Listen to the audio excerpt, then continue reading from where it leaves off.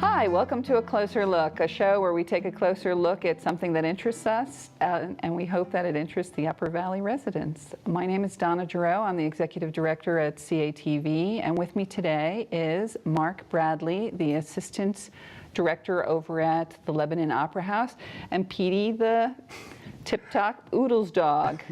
We're very dog-friendly in the box office. Are you? I'm not sure the camera can see Petey. Maybe his rear end. Your box office is dog-friendly? Yeah, as long as we don't get too many at the same time. It's a very small space, but... People walk in with their animals when they buy tickets? Yeah, we're animal lovers, so we're not gonna kick them out, Oh, as long as they good. behave. Petey is an excellent, calm animal, and he's owned by the boutique owner in the Tip Top building where we cool. shoot. And so he's part of the CATV team. He interns with us. Well, that's great. I love sharing the screen. Okay, so let's talk about the Lebanon Opera House. Sure. What an exciting place that is. Oh, I love it. I love it. Yeah? Have you worked there very long? I've been there just over 2 years now. So, and actually most of our team are fairly new. So it's been a very exciting time. And High energy. yeah, definitely high energy. This is the busiest calendar we've had in a number of years. So keeps us working. Good. Gives good, you good. guys all plenty of stuff to do. So. That's great. So I did peek at the calendar before we started, so I did want to share with the audience some of the cool stuff that you guys are working on, but I do have a question about the Opera House. Sure. I was surprised to see when I first moved here that it was in the town hall, city hall. So do they rent the space to you? What kind of arrangement is that? Well, in the before times, there's been a In the long, old the days. old days. There's a long tradition in New England of having meeting houses, and that kind of turned into. In the 20s and 30s, it was a vaudeville theater, and then in the 50s, it turned into a movie theater, and then it closed down for a while, and it was kind of just sitting there collecting dust and getting kind of decrepit. So a few people from the community, Ralph Bowie and Jack O'Connell, started putting high school shows in there and then bringing more and more stuff in. And that worked out really well. And then at some point, the city, I think, realized that theater management is kind of a thing, and so they formed the Lebanon Opera House Improvement Corporation, and that's who I work for now. So it's a nonprofit corporation. Correct. Yeah. That people from the community are on the board, I guess. Yes. Very cool. Yeah. It's very clever. And it just blows my mind how big the Opera House is. Yeah. It's a huge amount of space. Yeah, How many do you seat? We see 803. Ooh, and 3. Those last 3 are really Are important. you sure those aren't the broken seats? There's always a few broken seats, right? Well, if there are, you just let us know. We'll fix them. Oh, So. okay. Okay. I mean, it's funny because you look at movie theaters, they're like, well, there's 3 seats left and there's no seat in them. Yeah. And so it's those kid audiences are always bouncing on them. Yeah, You know? exactly. So, and you're handicapped accessible? Yes, the orchestra level is. So That's good. Yeah, if there's 2 spots in the back row that where there's not a physical seat, and those are marked on the seating chart.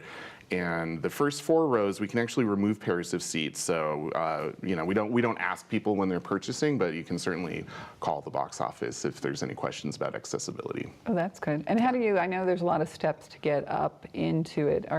Is there an elevator? How do you get in there? There's an elevator on the City Hall side, and you just go straight down there, and there's an elevator that'll bring you right up to the orchestra level. Cool. So now that we have the logistics sorted out, Yeah. and the nosy, I had to be nosy about the relationship. It's good, especially if you've never been before, you want to know what to expect when you arrive and where everything is. So we're here to help. So. Right. I have some handicapped people in my family, so it's always something I'm on the lookout for. Yeah, you can bring them. Okay, that's good. That's good. So let's talk about what's going on in April. Yeah. Because you've got some. Speaking of community events, you've got I think unedited Voices? Yes. I know we're going to shoot it, but so people can watch it later. But can you tell us what Unedited Voices is? Yes, Unedited Voices is, it's really cool. It was one of the first things I saw when I came to Lebanon Opera House. I have a background in classical music, so this was like unexplored territory for me. And it's an event that's put on by WISE in Lebanon. And WISE is a crisis center, I guess. Correct, for women, yes. Okay. So the event is, it's a combination of poetry and storytelling that's done by people who have experienced domestic and sexual abuse, and or domestic or sexual assault as well. So it's pretty. Some of the stories are so profound and harrowing and memorable. I mean, they describe it as a transformative experience, and I think that's the best way to put it, because I went into that not really knowing what to expect, and I left a different person. So really? Yeah, and it's one of those things that if you're looking at a build listing, up though, you know, Mark, if this year somebody's going to come and go, yeah. It depends on who's speaking. Yeah, right? yeah. And it's not always just women who speak. There's it's a whole mix, and there's a little bit. This year they have Gina Capicella. She's coming with some dancers to provide a little bit of in between stuff. So I think it's good. It's worth going to. It's one of those things where you look at it on the calendar and you wouldn't necessarily think it's for you, but everybody's welcome. It's a free event. It's a free event, yeah. and it's hopefully you donate some money that goes towards WISE. Yes, yeah. So it doesn't even go to the Lebanon Opera House. No, this one donations are to support them. That's very. I don't know. That's just a really nice thing for the Lebanon Opera House to do. Yeah, well, it was built as a meeting house, and in a lot of ways it still is. Your meeting. So, yeah. It's funny because those type of events, I'm always very hesitant about filming them because it's hard. I mean, sometimes people want to put their angst out to the community and perform it, but they don't necessarily want it to be in the electronic atmosphere forever.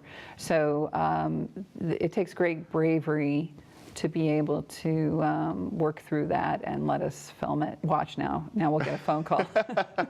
Well, that was. I mean, I think not to be filmed. That was something that really stuck with me a lot after seeing it 2 years ago. They do it every 2 years. Was the bravery so we really involved. need to see it because you're not going to see it for 2 years. Exactly, but yeah, the bravery involved. I mean, it's hard enough. Having been a musician in a past life, it's hard enough getting on stage at all. But to get on stage and share some of these stories with the public, it's pretty amazing. It's transformative for us, and it's transformative for them, I think. Right, it's empowering. Yeah, to put a voice. It's like saying, Lord Voldemort, or he who shall not be. I don't know. Do you know the Harry Potter series? They basically, I'm a live theater you person. You put the name to it, and you take away its power. Yeah. So Unedited Voices, and then you have you have some really cool performances. Tommy Emmanuel, who's a Grammy-nominated guitarist. That's correct. He's a certified really guitar good. player as well. Oh, is that like IBM or Mac certified? No, Yeah. that's a big deal to be a certified guitar player. I maybe somebody in your comment section might correct me. I think it was Chet Atkins. I think came up with the CGP moniker, but it's a high honor. I am not a guitarist or familiar with that world, but people are super excited that he's going to be here. Yeah. So and Susie Bugg is opening up as well, and she's terrific. So, and they might. I heard a rumor they may be playing a few things together. So. Oh, that'd be nice. Yeah. That would be a high energy, incredible performance. Oh yeah, yeah. It's worth seeing. Yeah, right? It's just one of these people that's just so good that even if the music is not your style, you're going to just sit there and be like, wow. Yeah. Or you're snoring off in the corner. And either way, you got you can go sit in the lobby if it's too boring. Yeah, but he's an amazing classical guitarist. He does all kinds of music. Not just classical guitar pieces. That's cool. Speaking of performances, I think Southside Johnny is playing and the Asbury Jukes. Yes. They're still around. I remember seeing them at Atlantic City in the late 70s. Yeah, that's another one that's going to be super exciting. I kind of both of those are booked by Buddy Kirshner.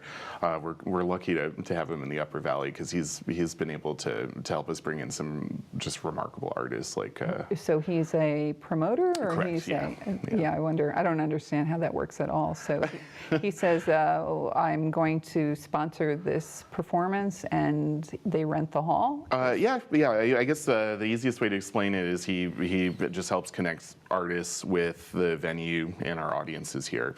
So the actual business arrangement can take a lot of different forms, but it's great. I mean, yeah, he's just a treasure in the community, as a lot of our promoters are. So great, yeah. great. I know Southside Johnny. I mean, he's been performing for so long. They must be amazing. Like a well-oiled energy machine. Yeah, that's definitely one that if you've been feeling down in the dumps, it will cheer you up. I'm an old Jersey girl. I'm sure that it's very. I really enjoy the music. Why is there so many people good. from New Jersey up here? Because it's not a place. It's probably one of the most populated states. Actually, it used to be the most populated state per square foot. Yeah, not like here. So you want to get out. You need to flee. Well, don't tell too many of them. Not that it's a bad state. It's just it's a very overpopulated state. So the smart ones leave. Oh, sorry, all my family. I'm sorry. Well, we're happy to have you up here, but we only have 803 seats, so. Oh, okay.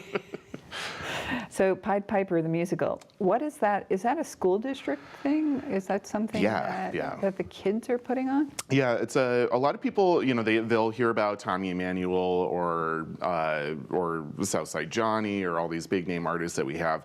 But we also have tons of events that are put on by the local school district. So this is one of them. I think I may be mistaken. I think it's the elementary school drama club that's putting it on. Yeah, how do they do on a huge stage? They are remarkable. Actually, today was Madagascar Junior with the middle school drama club, and I just couldn't believe it. I think when I was that age, I was just couldn't get up there and do song and dance and attempt to act, or at least I would be embarrassed to do so. But these kids were, they were confident and knew what they were doing, and I think that's the testimony to some of the people that are working at the school board and who believe in the importance of performing arts education, because the benefits that the students get, they may not become a professional actor or a professional musician, but they won't be nervous to sit here on camera and have a conversation with you. There's a lot of benefits to being on stage. Public speaking, self-advocating, all those things.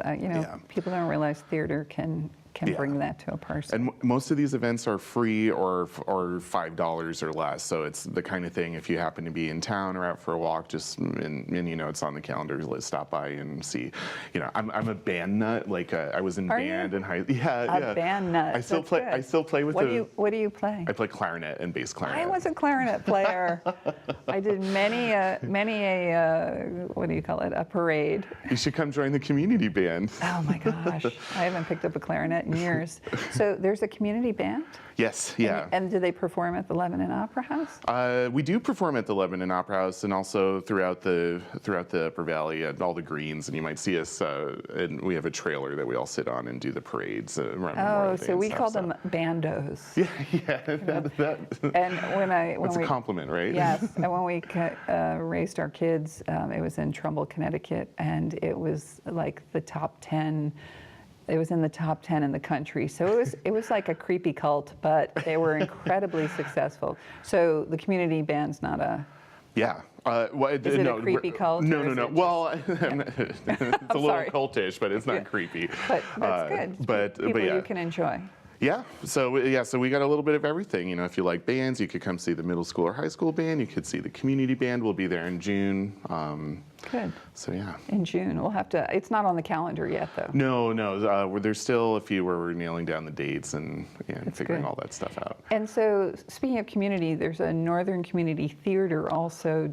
A North Country Community Theater. Country Community Theater. Are they performing at the Lebanon Opera House, or LOH as we call it? Yeah. They are indeed, yeah. Oh, when are they going to? Do you know what month they're going to? Yes, that's going to be in July. I think the dates are up on their website yet. We're still getting the box office stuff set up, but this year they are doing Curtains, which is not a show I'm familiar with, but I am a bit of a Broadway fan, so I think I'll enjoy it. They do a terrific job every year. Yeah. So. Oh, do they do a terrific job? Yeah, they do 2 shows a year. I look forward to seeing it then. Oh, you got to come. You got to come. Okay.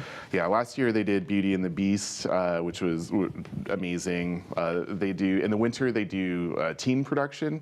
So the summer productions, it's all ages. Everybody from the community is it's like the whole town shows up for these things. It's awesome. Cool. And then the winter is the teen production. So even some of the production staff are all local teenagers who come in to work on these shows. And the one that they did in February was Footloose.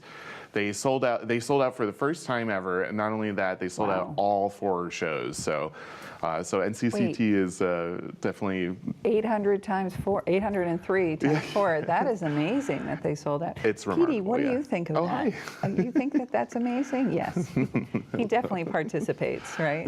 He's not a singer. He's more of a dancer. But that's great. I look forward to seeing that. I didn't realize that they did.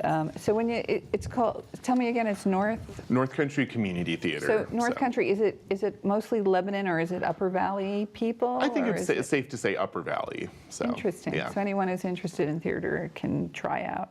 And then in May you have some really interesting programs in May. City Center Ballet. So the City Center Ballet is that, am I saying that right? Yep. Okay, I wasn't quite sure. Is that the local amateur or professional ballet organization? Their productions are often a mix of professionals and locals. So this one, I believe, again, don't quote me, includes a lot of their students.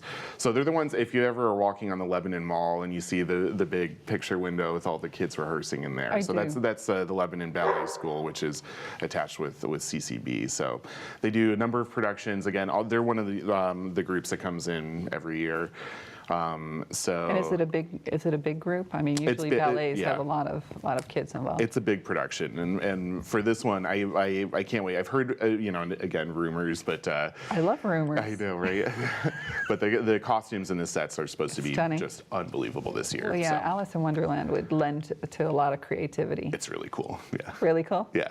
And the prices for the ballet are very reasonable. Oh yeah, and that is very it's more important, I think, for City Center Ballet to have people able to come to the theater than it is to worry too much about selling tickets at top tier. So good. There's stuff, I mean, it depends on where you want to sit, but there's entry level pricing for those. That's good. So there's no reason not to enjoy a bit of culture. Exactly. That's good. That's good. And what I thought, so then you have your high school band and choir coming in May, which we'll film, I think. So if people miss it. But what I thought was really exciting is, well, I have to jump right to the Indigo Girls.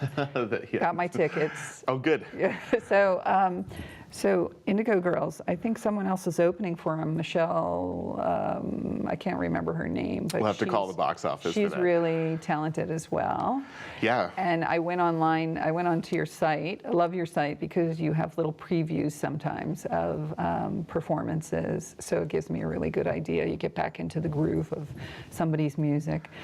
Are you almost sold out on that one? That one, there's just a couple tickets left. So. Okay, we'll stop talking about the Indigo Girls. Don't want to get anyone's hopes up. Arlo Guthrie, though, I just love family tours, and so he and his kids are going to come. Yeah, that one's going to be cool. It's going to feature 3 generations worth of music. So I think most of us are familiar with Woody Guthrie's music. We do. Yeah. beat oppression and injustice, which is really, that music really can. It's apropos. Yeah, I was trying to discreetly say that it really applies right now. Yeah. So it'd be nice to get a new generation of people listening to it. Yeah, I'm really excited, and the kids, I'm not actually very familiar with their music, so which is one of the cool things about this job is I get to see stuff that, in this Do you tiny have town. to go to the performances, or can you slip in anytime you want and say, I'm changing the light bulbs? I mean, how do you? My rule is for myself, I never take up a seat, and sometimes if it's too full in there, I would, I'm spoiled, so I would rather other people get to enjoy it. But you can stand in the back. Oh yeah. Yeah. It's funny, Except for the symphony, I always sit down for the symphony, but. Oh, that's good. Yeah. My grandfather was, he always made sure he attended bar at the Met in Lincoln Center, in Lincoln Center, so that he could watch opera. Yeah. He would slip in and watch the operas, and then Well, you just made me think of something, intermission. because we were talking about ticket prices earlier, and also the case when sometimes shows sell out. So we have a volunteer program that really? that's open to everybody. We usually start people out with some of the community productions that are a bit smaller of a crowd, a little bit less chaos and hectic environment. You're an usher, or you take tickets? That's correct. Yeah. Interesting. Yeah, so how do you sign up for that? You can give me a call over at the Opera House. Can I just do it now? Hey, Yeah, we'll add you to the list. Mark? Yeah. So you can sign up on the website as well. So Okay. So volunteers, so that's how you, and so you can sort of see the show if you, If there's once you've room, done your yeah. job. Yeah, you if there's can room. stand there and peek. If there's room, you can enjoy it. We usually have a few hanging out in the back just to help people as they come in and out. But I don't know, it's a lot of fun. There are some shows, especially if it's not something I'm sure about, where I kind of prefer to usher, just because, I don't know. It's just that kind of fun. If you're a people person, it's definitely the way to go. And it's a way that if somebody's on a limited budget and wants to still engage in the community, they don't have to feel afraid. They can do their part, help out. Because LOH is a nonprofit, right? Yeah. And it's a cultural center in Lebanon. How cool are you guys? Yeah. Oh, shucks. We're so cool. We're so. Well, it's true. I You mean, should see me in the community band. Yeah, right. So that's good. Shameless plug. Yeah. No, it's true. I mean, we survive off of the support from the community, and that can come from purchasing a ticket. It could be from people who come to volunteer and spend a little bit of extra time helping fold up all the seats after the show. And do you have do you have like a seasonal program that if I was a commercial mom and pop store, I could advertise in your? Is it that sort of a Absolutely, program? we have playbills that we distribute throughout the season. So there's That's nice. if you want to get in front of a few thousand people while they're waiting for a show and looking at what's going on, it's a good way to do that while also supporting the arts. So we're a corporate sponsorship program. And So, I guess it's a write-off because it's a nonprofit. That's correct. All How tax cool deductible. is that? Yeah. We love tax deductible, especially since we're doing the taxes now. I did see one of the kids' programs, and I looked at the little preview video, and it was all in Dutch. So I was Manx like, Mouse, yeah. What is it called? Manx Mouse? Manx Mouse is the name of the show, and the theater, they're called Theater Group Quata, based out of the Netherlands. The show will be in English. Okay, that wasn't clear. I was like, okay, is this We'll gonna be add a Dutch? little note on the website. Would you? Maybe it's there and I just missed it. But I was like, oh, this would be interesting. Does it come with subtitles?